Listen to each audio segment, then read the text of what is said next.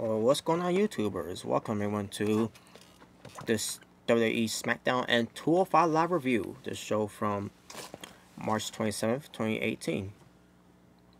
I apologize for being here late, folks. I was busy doing something. Welcome to the Asylum. So, that being said, let's get to it. So, because I didn't get a chance to watch SmackDown and 205 Live last night, I did get a chance to see it when I came home. And after I finished watching SmackDown and 205 Live, that's where I did the Raw review. And now I'm about to do the SmackDown review, and then I'll get to the 205 Live review. So that being said, let's get right to it. So, the show, when it comes to SmackDown, they were in Pittsburgh, Pennsylvania. You have Corey Graves, Tom Phillips, and Byron Saxton on commentary, I meant to say. So we opened up the show first with some Daniel Bryan return highlights, and it was good. But it also basically included where Daniel Bryan returned, making a speech about finally being cleared by WWE after 2 years of being clear from his after being retired.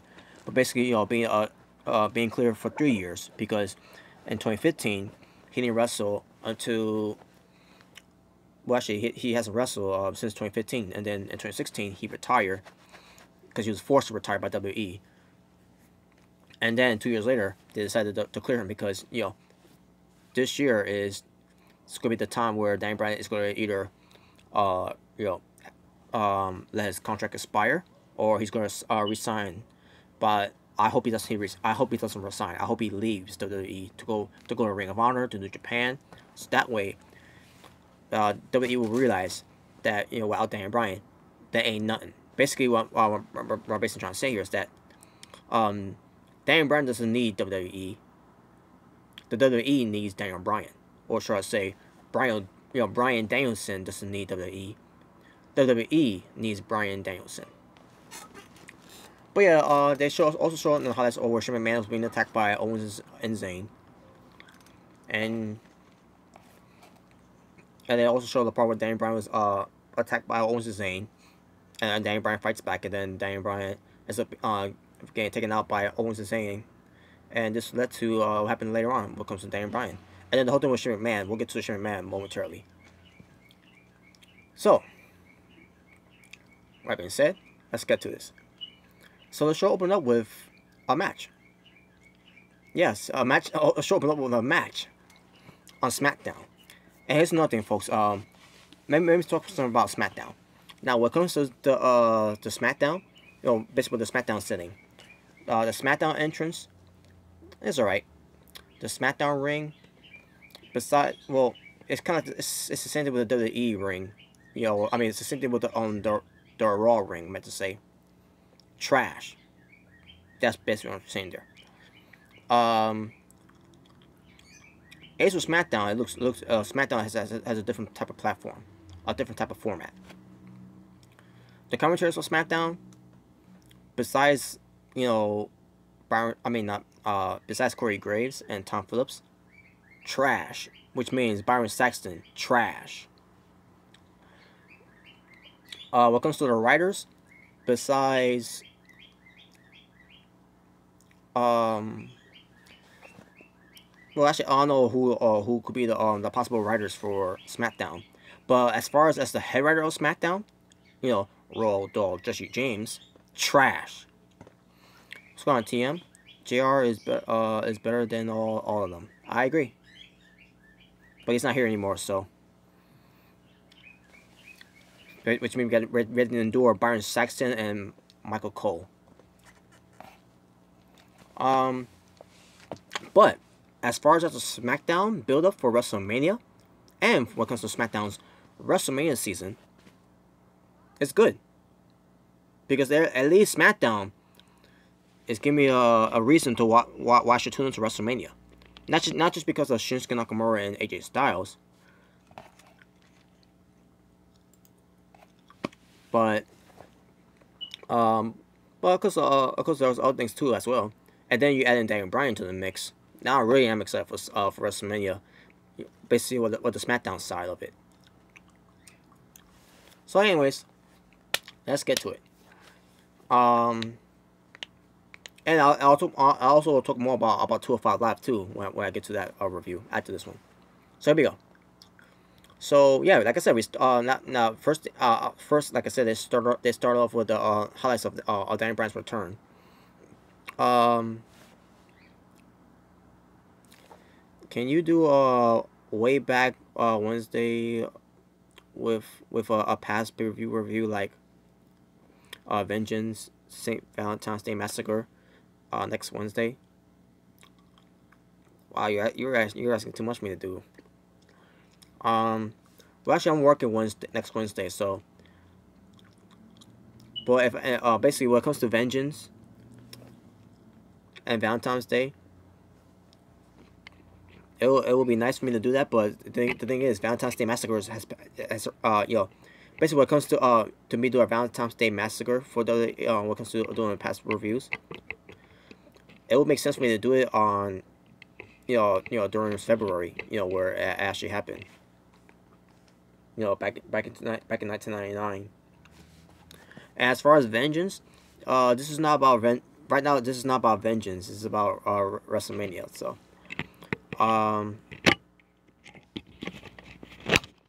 but yeah. And the thing is, TM, I really don't feel like doing any past reviews on right as of right now.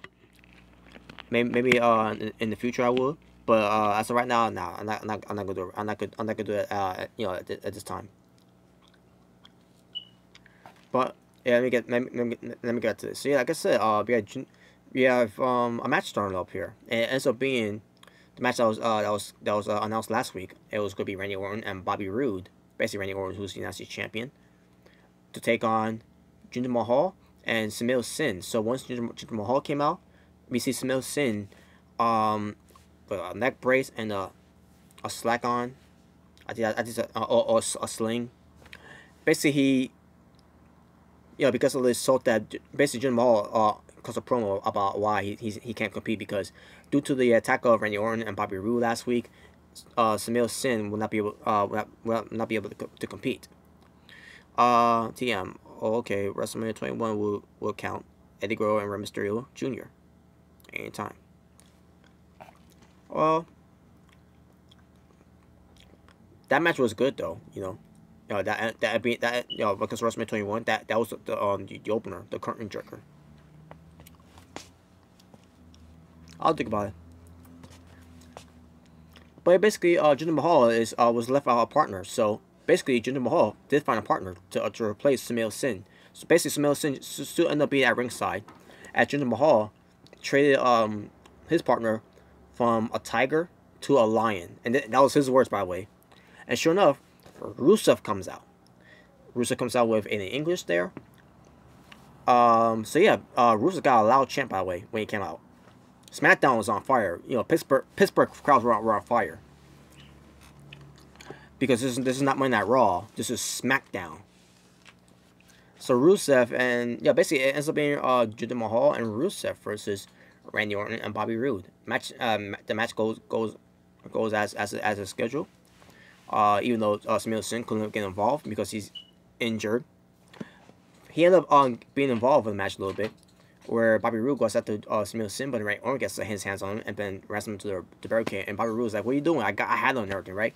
So basically, they're having a competitive tag team match here, and Jinder Mahal, he was decent. Rusev, he was good. Randy Orton, Randy Orton is Randy Orton, obviously, and Bobby Roode is Bobby Roode, old school type of wrestlers, doing same old moves and everything, but it was alright. Bobby Roode was in trouble though in the match against Rusev and Mahal. Orton and Roode couldn't team up as a unit because they keep you keep having Orton tag himself into the match, and then you keep having Bobby Roode tagging himself into the match. It was basically dissensions there between the two. Roode ends up getting the upper hand. Then Randy Orton goes for a tag on Roode. Roode didn't realize he was tagged out after being there for that long. This ended up being a long match. It was a pretty good match too. A pretty good tag team match. So Orton gets the better of Mahal and Rusev. Also, Reigns was going for his RKO to Rusev.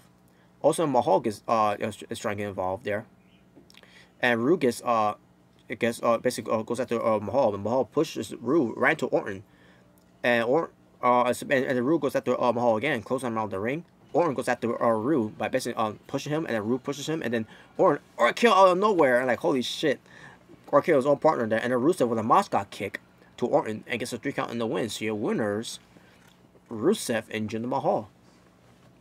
Awesome, awesome match, folks. Awesome tag team between Rusev and Jinder Mahal. Obviously, they teamed up before, and they mentioned this too as well on commentary, where Mahal and Rusev were once a tag team were once a tag team.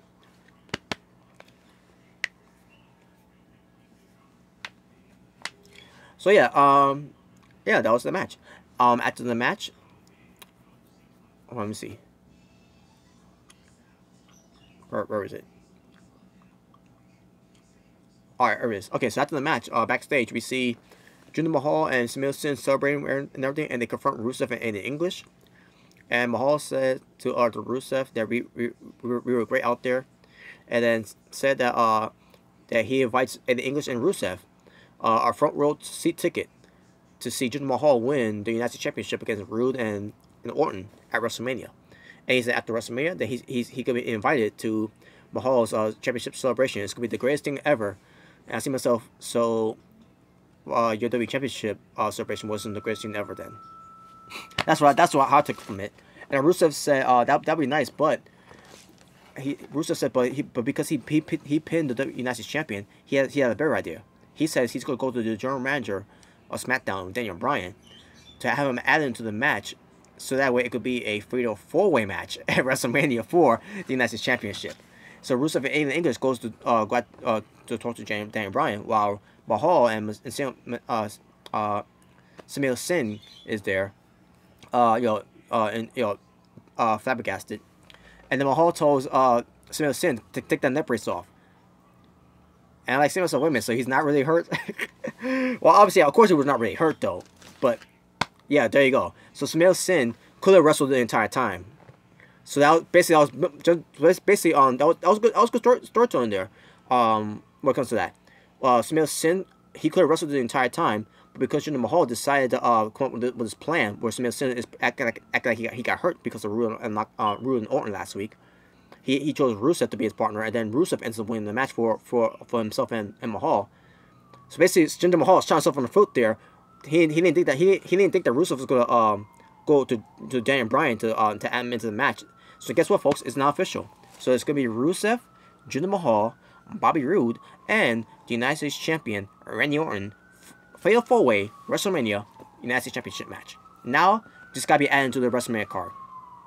Because at first I didn't care for that at all, because you got Jinder Mahal involved. It would have been nice if it was just between Randy Orton and Bobby Roode.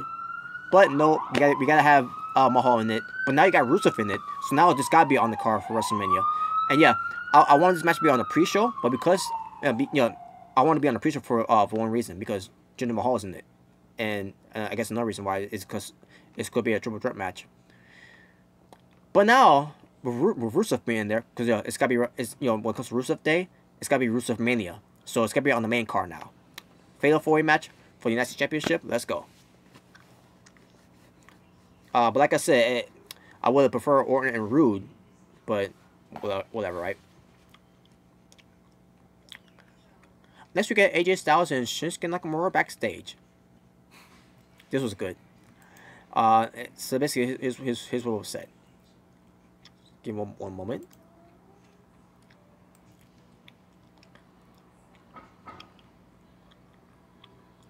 Where is it here? Alright, here we go. So we got Shinsuke Nakamura confronting AJ Styles in the locker room, saying if he's okay because he looked like he's lost his confidence. AJ Styles says that he never had confidence issues, and Nakamura says that he wants him at his best at WrestleMania, just like Styles does too. and he says that tonight he's gonna wrestle against Shelton Benjamin, and he needs basically needs not needs, he wants AJ Styles in his corner. AJ Styles said he agreed because we got Chad Gable there involved, and he says he don't want anything to happen with you to WrestleMania as well. So yeah, so it's all set. And this ended up being the main event match, folks. And I'll get to it later. So next we get to, hold on a second, I lost it here. Okay, so now next we get to Becky Lynch versus Ruby Riott, and she's being accompanied by Sarah Logan and Liv Morgan of the Riott Squad. Match happens. It was decent. Well, it was just a little sloppy because they looked like they didn't want to fit into the moves that much and everything, or into the strikes. But other than that, I thought it was decent. Also, you got the involvements of Sarah Logan and Liv Morgan. But it didn't work because Becky Lynch ends up winning with a roll-up. Yeah, a freaking roll-up. After the match, Liv Morgan and Sarah Logan go outside to Becky Lynch, and they were both tossed out of the ring. And basically, this is more build-up when it comes to the first ever women's WrestleMania Battle Royal. So yeah, Becky Lynch, she was on fire, by the way, or should I say, straight fire. Which, by the way, when it comes to, I don't care much about the women's WrestleMania Battle Royal, but I'd love to see Becky Lynch win that one. But if she does win, what does it mean at the end of the day? It's gonna be the same thing with the Andre the Giant Memorial Battle Royal. If you win a Battle Royal, you win the trophy, and your career doesn't skyrocket anywhere. Look what happened with Cesaro. Look what happened with Corbin. Look what happened with Mojo Rawley. Enough said there. And as far as Big Show, Big Show's already been a main star. So why he won that? Why he won the trophy in the first place? Because they want a giant to win a Battle Royal. To be and you know how Big Show's always been compared to Andre the Giant, and then that storyline from WCW where he was called the Giant. He was basically the son of Andre the Giant, which was not true. That's why. So I guess whatever. So yeah, that's basically it for our number one. Talking about wrestling for our number one. 2 matches. Now we get to our number 2. Our number 2, we get Daniel Bryan coming out. Daniel Bryan's got a new T-shirt, a new T-shirt that says yes, yes, yes, with Daniel Bryan doing this, and in the bottom it says "Fight for your dreams." I'm buying me that T-shirt, folks. I'm buying me that T-shirt. That looks a good. That's a good T-shirt, a good inspirational T-shirt to say the least. Not the yes, yes, yes thing, but what it says in the bottom of the front of the shirt, basically. Fight for your dreams. So yeah, Daniel Bryan comes out. He's in his Blaze jacket, and he's talking something about the Blaze jacket too. I'll get to it eventually.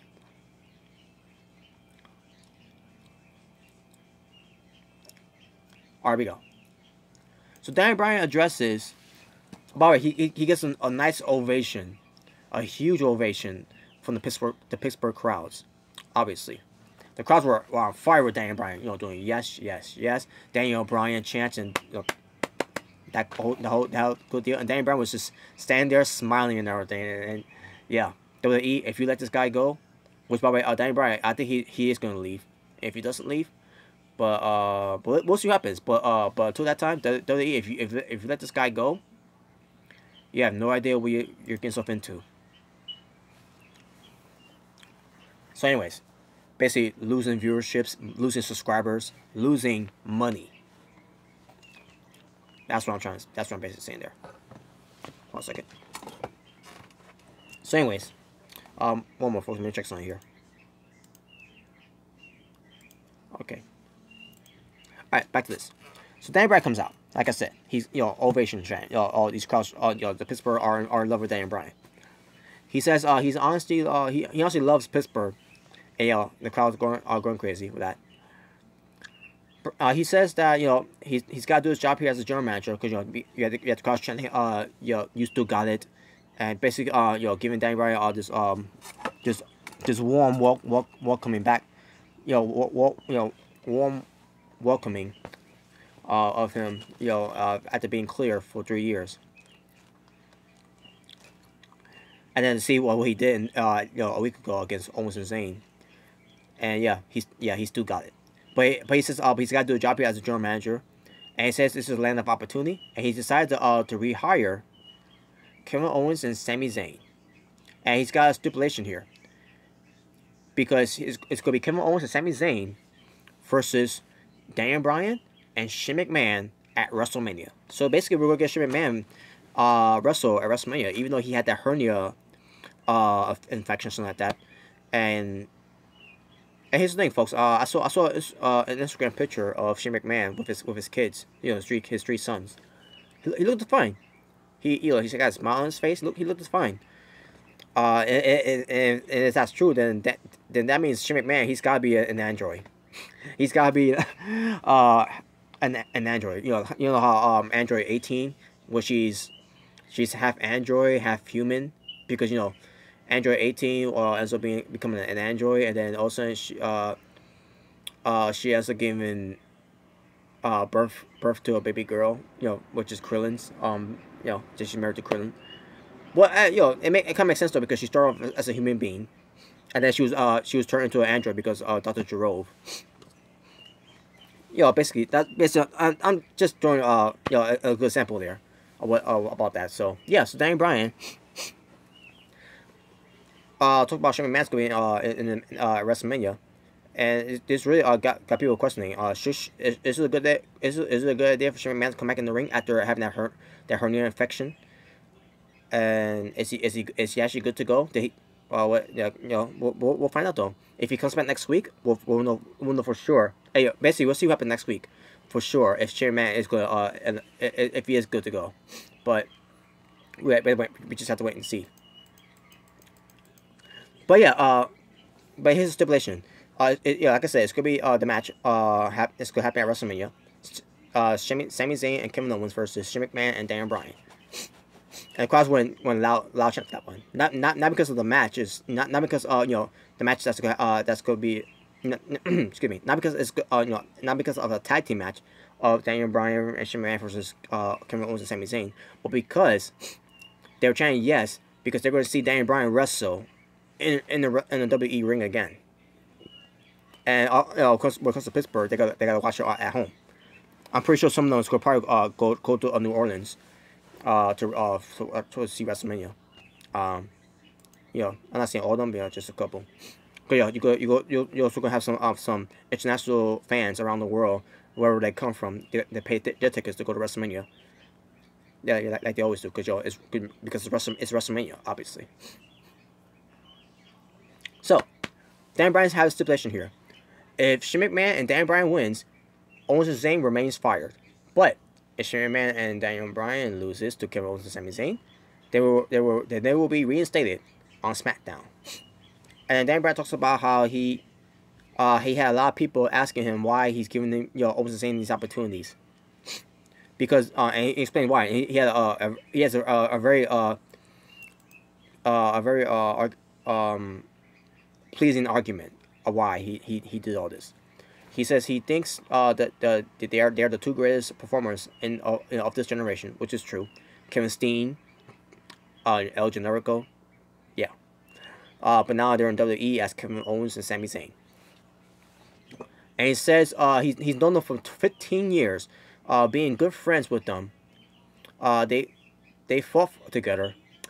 They also give opportunities because he's the general manager, and that's his job.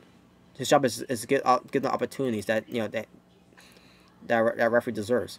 Daniel Bryan has a lot of things he's supposed to do as general manager. He's supposed to sit in board meetings, fill out papers, and wear this blazer jacket or cardigans, wherever he says it is. He says he's sick of it. He's sick of meetings. He's sick of paperwork. He's sick of this blazer. He takes his blazer jacket off, throws it down like he's Ric Flair. Woo! And basically he gets all fired up. Daniel Bryan gets all fired up, and the crowd's getting all fired up with him. And I say to myself, yeah, Daniel Bryan, yeah, you get me all fired up here, man. This is what we fucking miss. So you see WWE, you see what we've been doing for the last 3 years. This is what we've been missing. This is what we wanted for the last 3 years with Daniel Bryan. The passion, the fire, the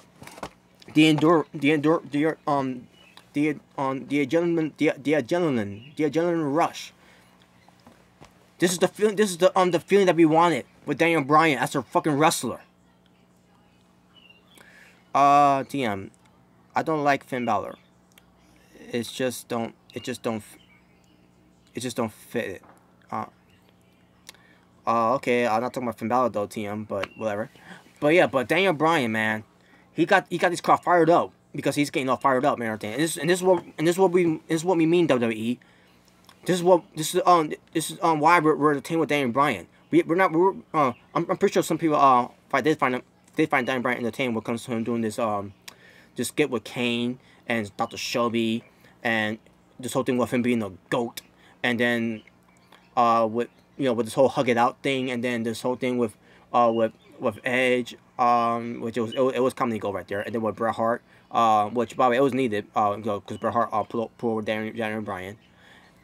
We didn't need any of these funny skits for Daniel Bryan for us to see how entertaining he is. All we need is for Daniel Bryan is to cut these passionate promos, this fired up promo to keep us entertained of Daniel Bryan when it comes to him being a wrestler. That's what we need. What we wanted. That's what we wanted this entire time when it comes to Daniel Bryan. And I'm glad Daniel Bryan once again, laying out his passion once again, because there's still some passion left in him. Because it's never gonna die. Daniel Bryan just got me all fired up. Even though I didn't watch SmackDown yesterday, he got me all fired up about watching this promo. He even got me emotional in this promo too. But yeah, Daniel Bryan says he fought for 3 years for his dream to get back in the ring and wrestle. He used the word wrestle because he's a fucking wrestler. TM. Bryan is alright. At least he has some charisma. All we got to do now is not to see injury after her hand. Yeah, that's nothing.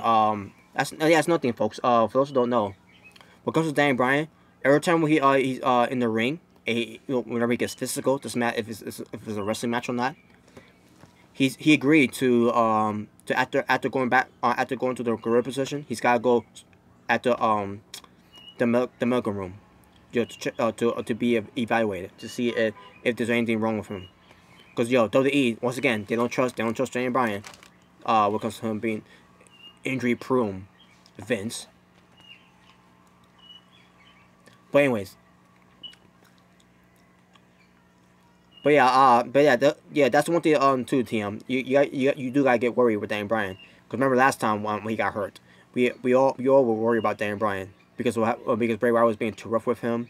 Sheamus got too rough with him. Daniel Bryan even was too rough with himself, by the way.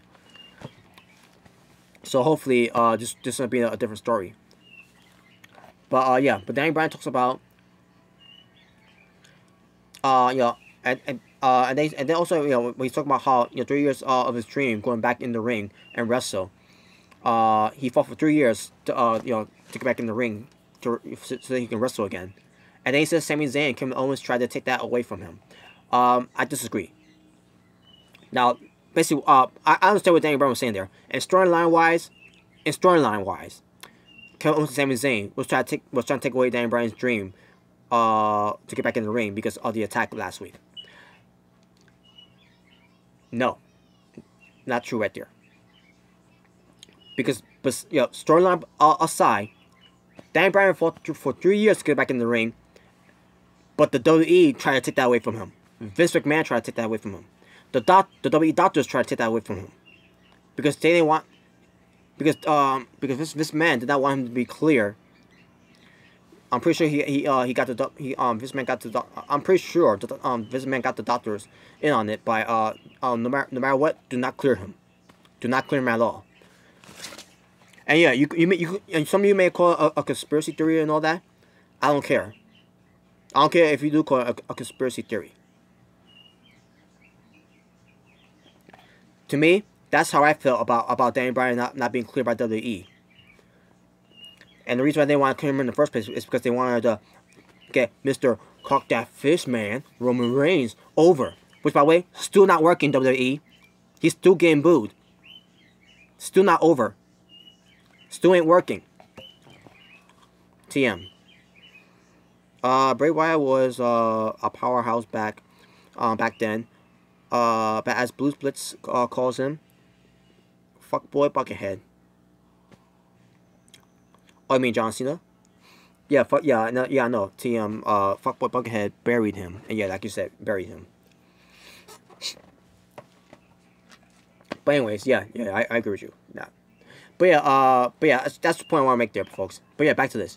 But Daniel Bryan says that he doesn't care how many times you kick him in the face or powerbomb on the apron. He's back and will fight at WrestleMania, and we get chants from the crowds. The crowds were on fire. Daniel Bryan made his crowd stand up on their feet and go yes and everything, and they're all loving it. Can you say that? Can you guys say that with Roman Reigns? Fuck no.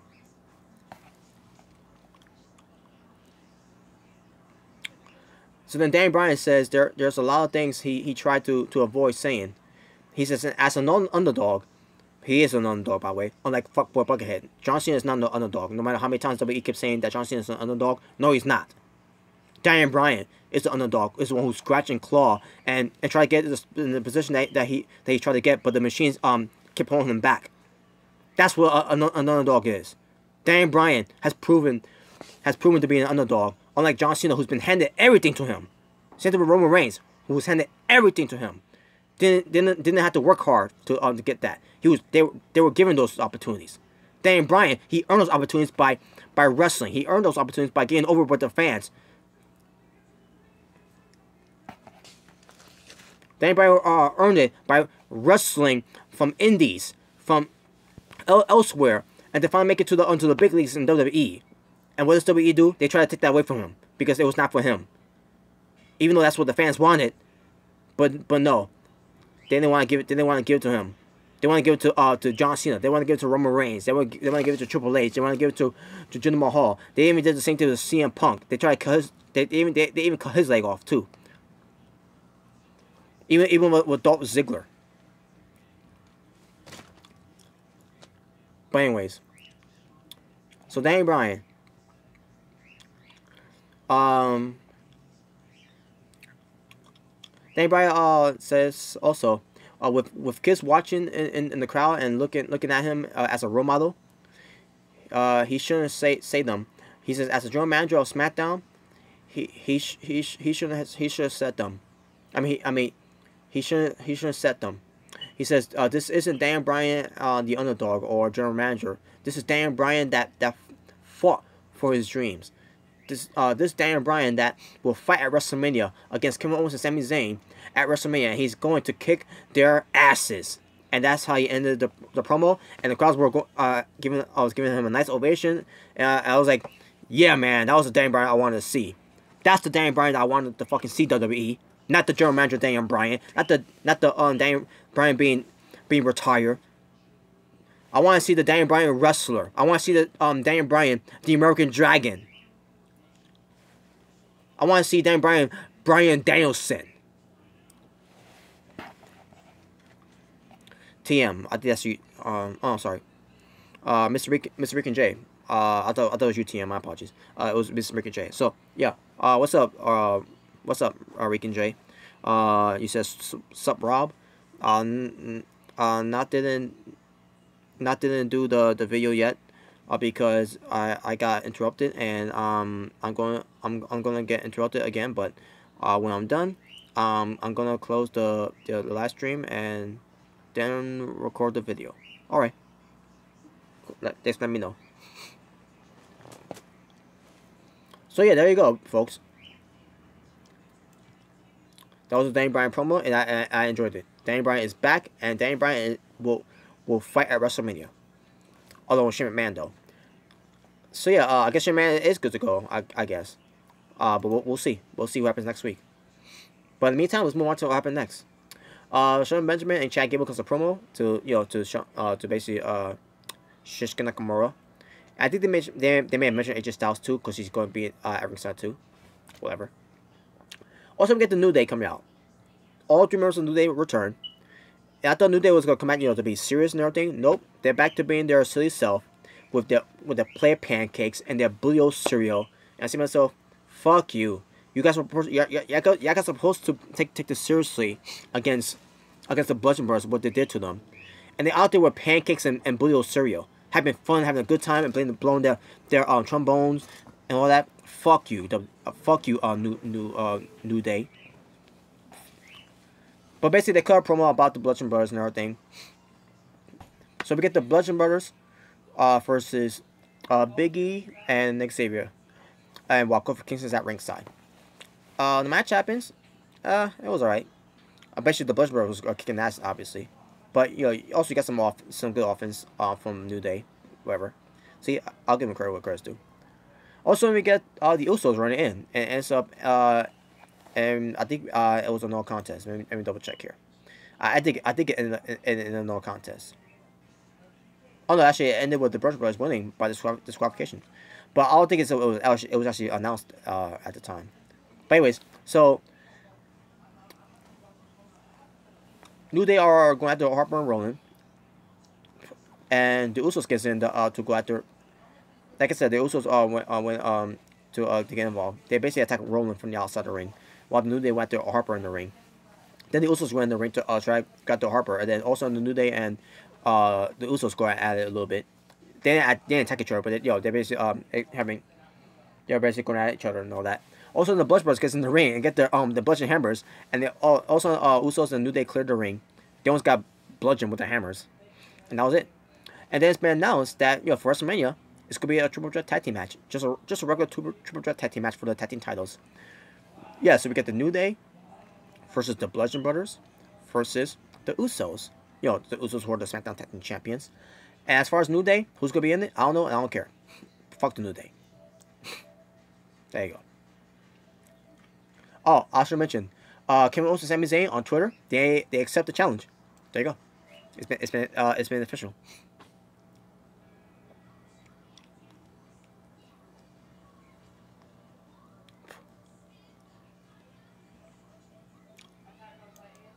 Oh yeah.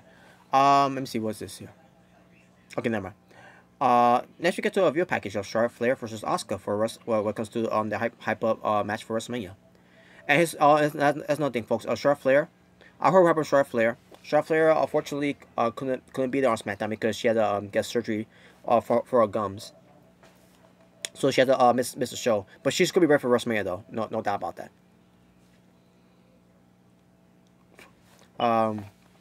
And with that being said, Charlotte Flair has to be replaced now for what comes to Bobby Roode. Needing a partner for the Mixed Match Challenge against Finn Balor and Sasha Banks.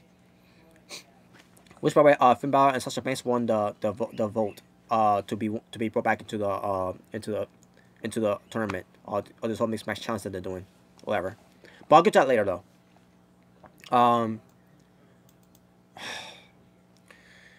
Bree and Dongo were at ringside next to the Andre the Giant Memorial Battle Royal Trophy, and they basically found Dongo shaking his hips in front of the trophy like he wants to fuck the trophy because he's a faggot. And also we get Dolph Ziggler coming out, and I say to myself, well, so much for Dolph Ziggler being having a 1-on-1 match at WrestleMania, because the whole thing with Dolph Ziggler is that the reason why in storyline he resigned because he wanted have a WrestleMania moment at WrestleMania. And yeah, WrestleMania moment in the Andre the Giant Memorial Battle Royal. Yeah, that's gonna be something. That's gonna be a WrestleMania moment for someone, right? Even though past winners of the Battle Royal to win that trophy, their careers went somewhere. Again, Cesaro. Is he a world champion? Did he even get an opportunity? Well, actually he did, but did he win the world championship? Nope. Baron Corbin, did he win the world championship? Nope. Oh, but he won the United States Championship. He never won the world championship. Mojo Rawley, did he win a world championship? Was he on TV that much? Nope. Big Show, he was ready been made. Before he won the trophy, he's won world championships. He's won tag team championships. He's won Intercontinental championships. He won United States championships. He's won big matches. So yeah, and so what if Dolph Ziggler wins on this Andre the Giant Memorial Battle Royal at WrestleMania to win the trophy? Is that finally gonna be his WrestleMania moment? Is that it's finally going to skyrocket Dolph Ziggler's career in WWE, even though he's already been world champion, which it's been failed, not once but twice. And as far as Dolph Ziggler, what comes to his WrestleMania moment, yeah, his one WrestleMania moment that he wanted is to have at least have a one-on-one match, which he's never had. He's had tag team matches, he's had battle royal matches, he has ladder matches, you know, and when it comes to multi-men. He's even been mixed. He's even been in mixed tag matches. So yeah, so much for Dolph Ziggler's WrestleMania moments, which by the way, he's never won any of his WrestleMania matches. Not that I know of. But of what I know so far, he's now won any WrestleMania matches.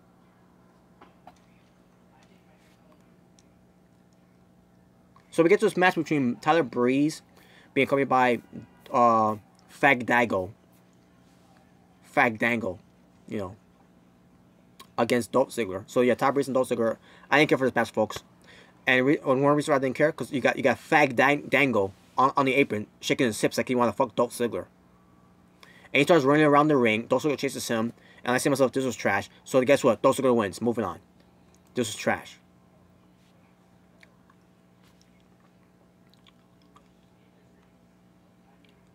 Now we get to the main event match. Finally.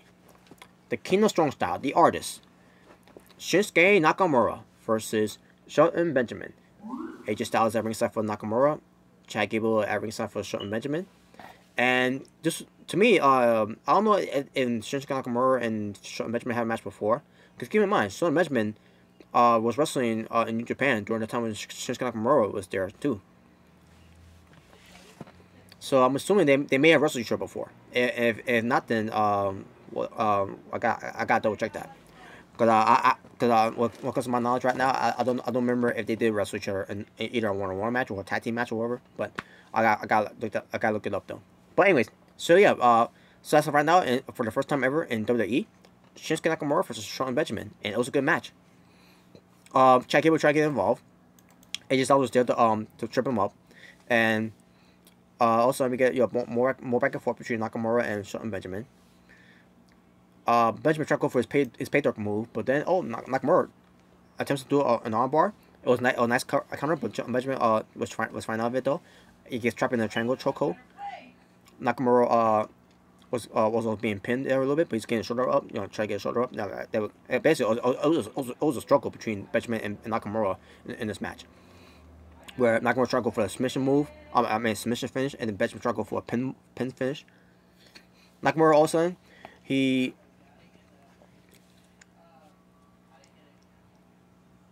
Nakamura blocks a kick. He spins Benjamin, and Benjamin goes for his spinning kick to Nakamura in the face.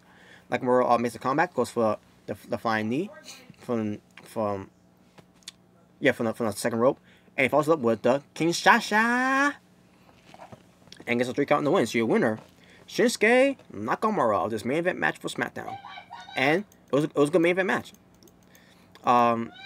Is something that I'll watch, look back again. Not really. But you know, maybe I will, but yeah, because it's Shinsuke Nakamura, of course. But yeah, I thought it was a good match though between Shinsuke and Benjamin. After the match, Nakamura grabs a microphone and invites AJ Styles into the ring. Oh, by the way, I need to point one thing. AJ Styles and Chad Gable were in their wrestling gears, and then they weren't even scheduled to wrestle.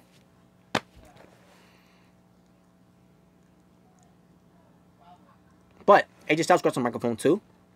And Shinsuke thanks AJ for being in his corner. And he says, but he never needed his help to be at ringside, though. Because he wanted him to be at ringside so he could see for his own eyes how he's going to beat AJ Styles at WrestleMania. I was like, oh, wow. And AJ starts smirking. And he's like laughing. And he's like, telling Nakamura, say, you think this was a game? You think what you're doing is a game and everything? And he's like, well, guess what? AJ Styles said he's not playing. He says at WrestleMania, he's not going to be playing any games and all that. He says this isn't just a dream match for the crowds. And when he says to the crowds, he means the WWE crowds. You know, for those WWE fans who never saw Shinsuke Nakamura versus AJ Styles at Wrestle Kingdom in Japan Pro Wrestling. Just saying. He says it's a dream match for him as well. Even though they just had the dream match 2 years ago in 2016. Wrestle Kingdom. Whatever. But anyways, he says they're gonna tear it up. Basically, they're gonna tear the house down, which they are. That's what they do, and I mean that's what they do, and who they are. His dream match is gonna a little. I mean his dream match goes a little different. He says outside of him, Nakamura is the best. When he walks into WrestleMania as the WWE champion and defeats him, that proves that he's better than the best, and that AJ Styles is phenomenal. This is the house that AJ Styles built. Yeah, and then Nakamura says AJ Styles is furious. He says, but he's calm. He says that's why he'll beat him at WrestleMania. AJ Styles says will be. Yeah, basically Nakamura says that AJ Styles is too emotional, and then he leaves and like wow. And also, Benjamin and Gable attacks AJ Styles from behind, beats him down. So there you go, folks. The whole thing with AJ Styles being hurt, well, he was hurt though, but AJ Styles being hurt, where he's not gonna be at WrestleMania and everything, he's not gonna compete for the he's not gonna fight through and everything. He's fine, and right there was the proof. Benjamin and Gable goes after Styles, and Nakamura sees it. He goes down to the ring to help out AJ Styles because AJ Styles can't fight on his own. Once again, Nakamura saves AJ Styles' lives. No. And then also, after he take, basically, here's another thing. Nakamura went for his Explorer, his inverted Explorer suplex onto Chad Gable, because guess what? Chad Gable is an athlete, unlike boy Buckethead John Cena, because John Cena is not an athlete. Because remember last year, Nakamura versus Cena. Cena ends up going what's up in the move? Nakamura sets up Cena with that move in the inverted exploder, and Cena landed on top of his head because he's not a fucking athlete. Chad Gable is an athlete, and he ends up landing on his stomach. And Benjamin was taken out too by Nakamura. Also, Nakamura goes, he knows that AJ Styles is down. He sets up his Kinshasa. He charges at Nakamura charges at Styles with the Kinshasa, but then hits the brakes, laughs at him. He says, knee to face. And he pats him on the head like this, like a dog. And then he leaves. I'm like, holy shit. Wow.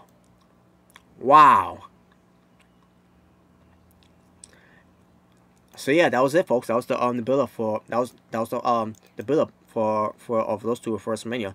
Till next week. And that was it for SmackDown. So yeah, that sounded weird by the way. I said, so yeah, that was it. That was it for SmackDown. So tomorrow wrestling for our SmackDown for hour number 2, 3 matches, and overall matches on SmackDown for March 27, 2018, 5 matches. So my overall rating for the show for SmackDown, I'm gonna give it a 7 out of 10. I enjoyed this show. And wanna know why? Because SmackDown is not Monday Night Raw. SmackDown is a 2-hour show. Monday Night Raw is a 3-hour boring ass show. Raw has a boring ass build up for the WrestleMania. Raw, every time I watch Raw doesn't feel like it's WrestleMania season. SmackDown, on the other hand, I feel like it's WrestleMania season. I feel like SmackDown is doing a good build up for the SmackDown for the SmackDown WrestleMania matches for WrestleMania. So yeah, 7 out of 10 for SmackDown. And Raw, like I said before, if you didn't see my Raw review, 0. SmackDown, 7. 7 out of 10. Gino, what's going on, Gino? Nakamura versus Shelton Benjamin outside of WWE will make a great match. Yes, it would. Yes, it would. I agree. TM, Bray Wyatt is done because of Matt. No, Bray Wyatt's been done because of Cena, Taker, Reigns, but more importantly, because WWE never believed in Bray Wyatt. That's why Bray Wyatt is done. Matt Hart has nothing to do with Bray Wyatt being done.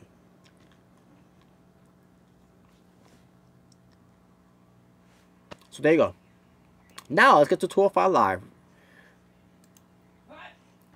So yeah, your 205 Live results for this 205 Live review from March 27th, 2018. But first, before we get to that, I gotta review the Mixed Match Challenge results.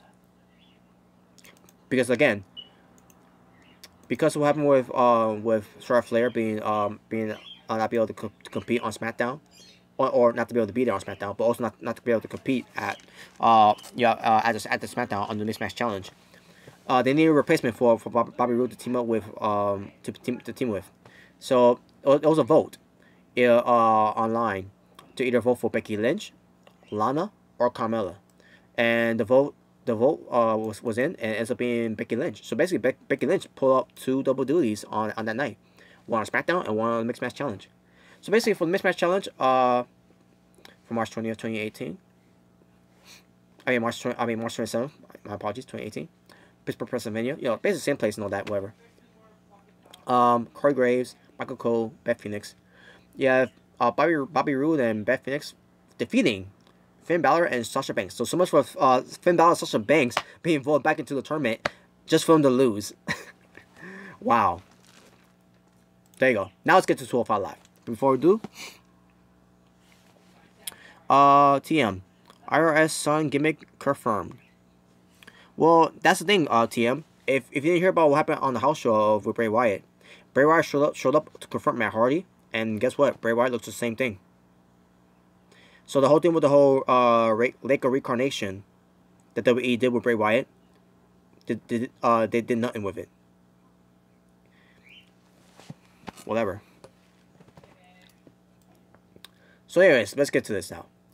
So we had Nigel McGuinness and Vic Joseph on commentary, and your special guest commentator for this match I'm about to talk about was Drake Maverick. Hold on a second. TM. Well, crap. Oh, yeah, I know. Yeah, I know. That's WWE for you, though. WWE for you. WWE not so creative team. They're basically the WWE's creatives are fucking garbage. They're fucking lazy with their works too now. But whatever. But yeah, it's like I told people. I told people the WWE's version of the deletion matches and with Matt Hardy being walk in, more like bootleg, was gonna be trash, and I was right. I was fucking right the entire time.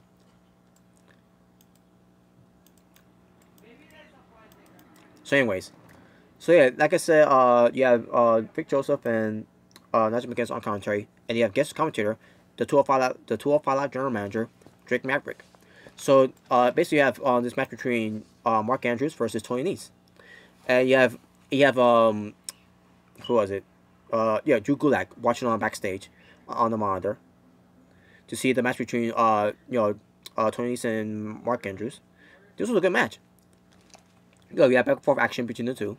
Obviously, Tony Nese had some better offense. Had a big dominance in the match.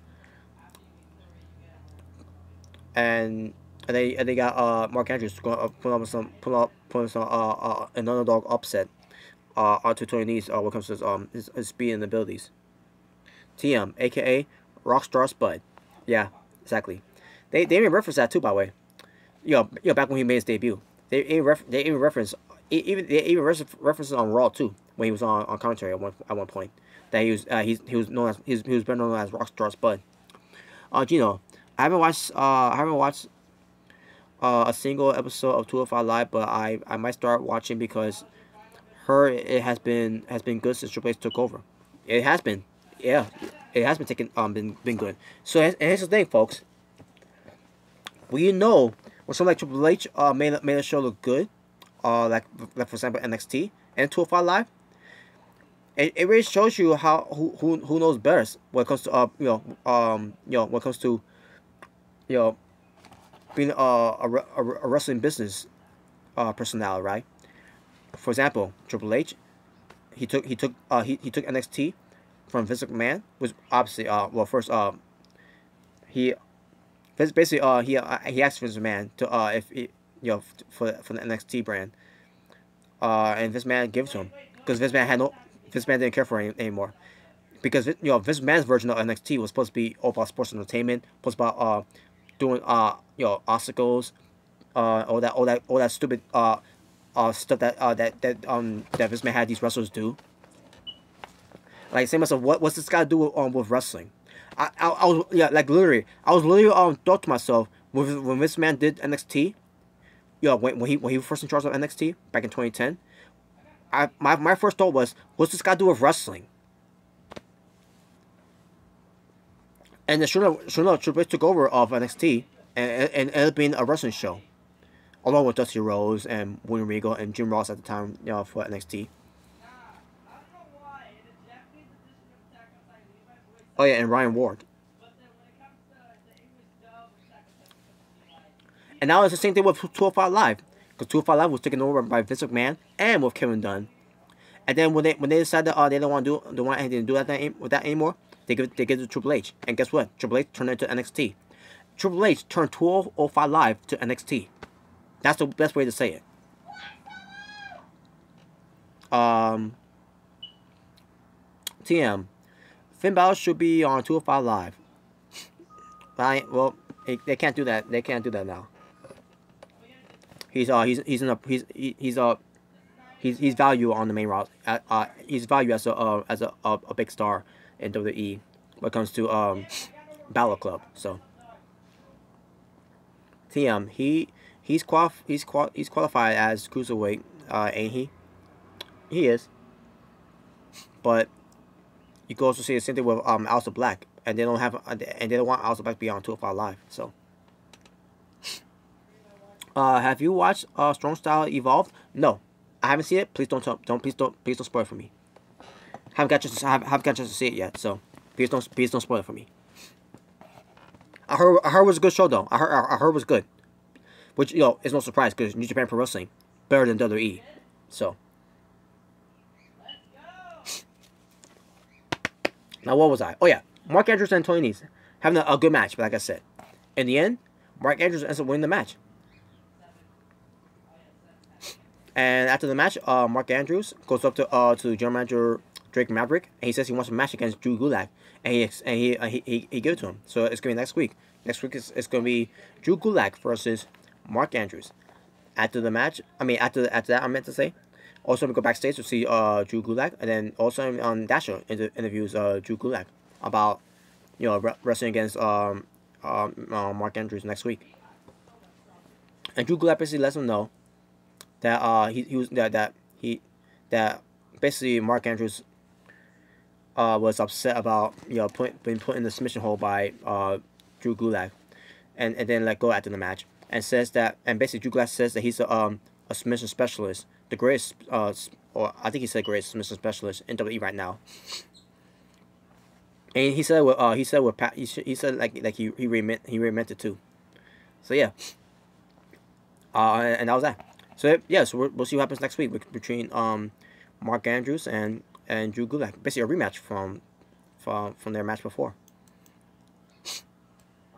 Let's get to Cedric Alexander and Mustafa Ali to have a face-to-face conversation, and yeah, general manager, the general manager, Drake Maverick, sitting between them with the Cruiserweight Championship belt, between them. Which, by the way, still the purple strap. Gino, what you just said there. Will you do a review of Strong Style Evolve when you get a chance to watch it? Yeah, and I also need to do some reviews about other ones that I've seen of New Japan as well, which I haven't got a chance to. But yeah, I'll get to that whenever I can, But if I'm not busy, because I've been busy for quite a while. Because I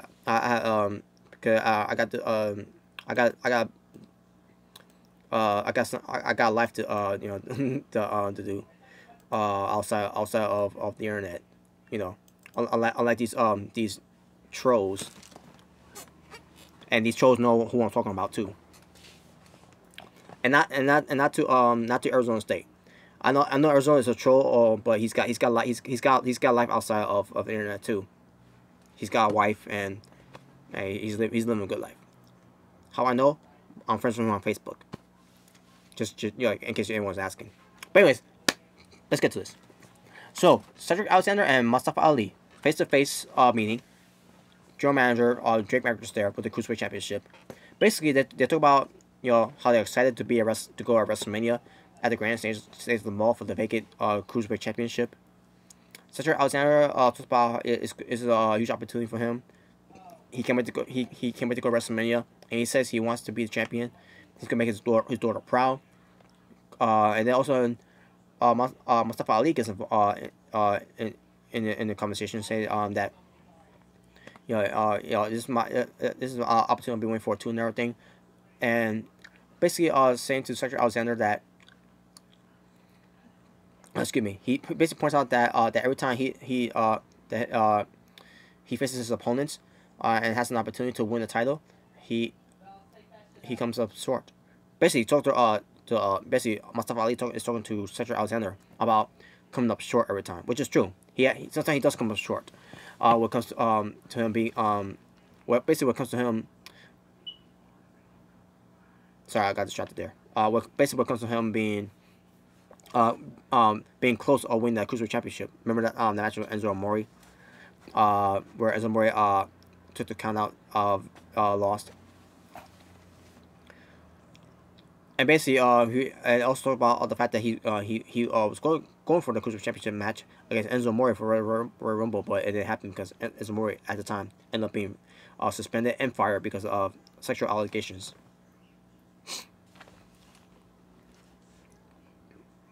So basically, yeah, it was good, by the way. This whole face off between Cedric Alexander and Mustafa Ali, good build up for WrestleMania. There you go. Raw. WWE Raw, Kevin Dunn, Vince McMahon, Stephanie McMahon, whoever is the writers or creatives for Raw. Focus on WrestleMania. Focus on the people that are excited, and focus on the people that are doing whatever they can to get a spot for WrestleMania, and talk about WrestleMania, and talk about how it's all about being on the grand stage of the mall. 205 Live is doing it. SmackDown is doing it. Hell, NXT, when it comes to their to the bills for Takeover New Orleans, they're doing it too. So Raw, for God's sakes, you got one more fucking week. Make it feel like it's a WrestleMania season. Make it feel like it's an important build-up for all of the people are on the roster. Not just about Kurt Angle and Ronda Rousey and Triple H and Stephanie McMahon, and about Roman Reigns and about John Cena. Everyone else on Raw matters too. I'm just saying. So yeah, this was good. The face-off between the two, it was intense. It was. I don't know what to say at this point. It was just intense. At first it was a feel good moment, and also it started getting a little intense. But I'm not saying it came intense where well, actually too intense is a strong word.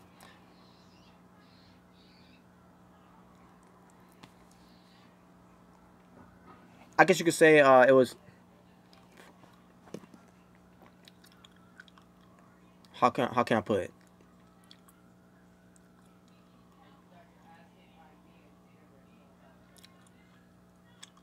It was passionate, basically. That's the word I'm looking for. It was passionate. So forget about intense. It was a passionate segment when it comes to wanting to go to WrestleMania.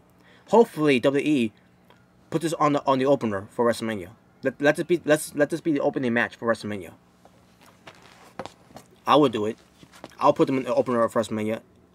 And if you put on the pre-show, then what? It's not gonna mean anything. They're just gonna do what they did with Neville and Austin Aries, like from last year.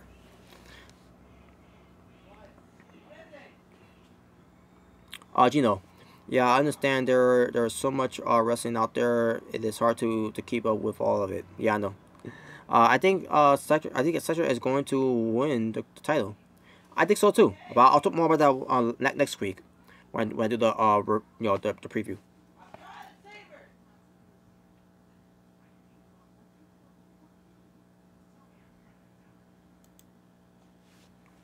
Sorry, I was distracted there. So, anyways, now we move on to the main event match. We get Buddy Murphy versus Akira Tozawa versus Kalisto versus TJP. Fatal 4-way match where basically these guys are proving themselves to be next in line for the Cruiserweight Championship.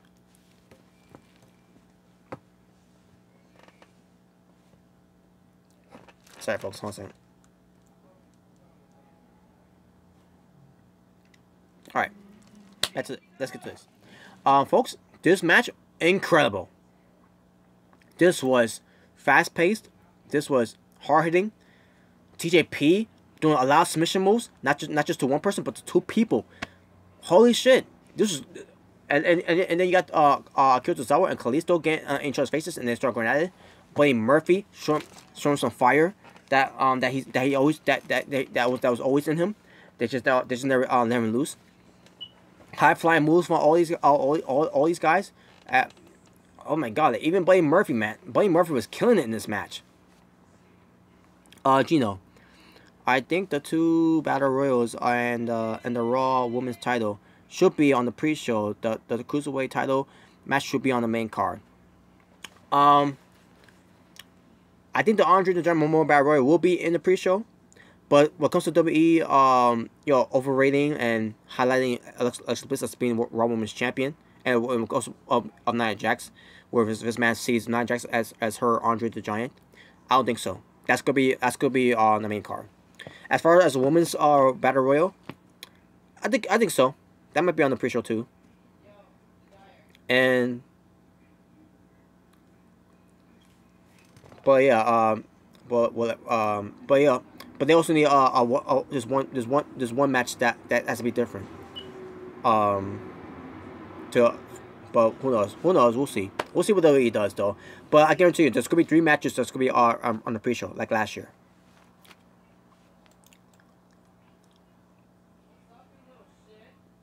So, anyways, so yeah, like I said, this match, guys, was incredible. Incredible. This fatal 4 match, holy shit. You got breaking false finishing moves in there and all that. Man, it was nothing but fast pace and everything. These guys did not miss a beat in this match. There was no botches. There was none of that. It was all out all out wrestling clinic. Also an all out cruiserweight clinic. And then in the end, you got Buddy Murphy going for the win with the Murphy's Law, which is how can I say this?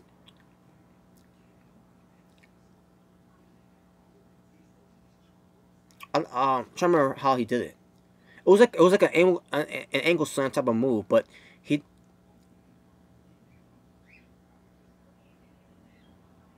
I can't just describe how he did it. In fact, let me see if I can find it.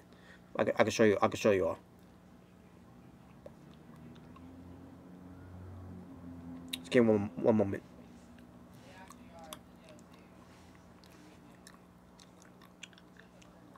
Okay. Okay, I thought I found it there. Okay, let me see here.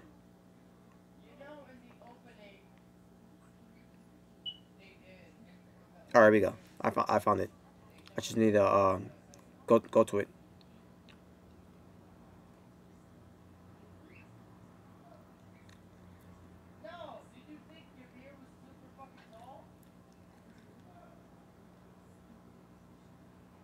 Holy crap, are you kidding me? They ain't put it there. I can't find that move, folks. I'm sorry. Well, I'm surprised they didn't put that spot there. It sure makes no sense though. But I'll show you the spot that they did do here. Hold on a second.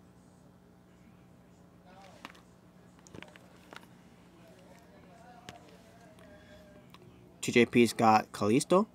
Oh, look at this! Look at this! Look at this! Look at this! Boom! That was awesome. That was an awesome spot they did in that match too. Everyone was enjoying this match too, by the way. But yeah, I can't find the move that that Buddy Murphy did, which he calls it Murphy's Law. But yeah, basically, like I said, the way he did it, it was like a angle slam type of move, but it looked incredible too. But yeah, like I said, Buddy Murphy ends up getting the win. So basically, he could be next in line to be a contender to the Cruiserweight Championship after WrestleMania. We'll see. And after the match too, you have Akira Tozawa and Kalisto looking at each other from across the ring. So it's gonna be lead to a match for those two as well, which that'll be nice to see, by the way. Those two were going at it in the match too. It was incredible. They all four of them were incredible. You know, TJP, Akira Tozawa, Kalisto, and Buddy Murphy. King Rectify, what's up, man? Thank you for watching. So yeah, there you go, and that was the show. 12 Mile Wrestling for 205 Live 2. But whatever. Hopefully when this whole mixed match challenge thing is over, we can go back to having 4 matches on 205 Live. We'll see.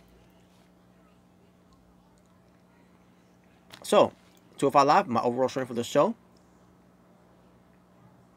8 out of 10. Holy shit. This show was freaking good. Yo, Mark Andrews versus Tony Nese. That was a good match.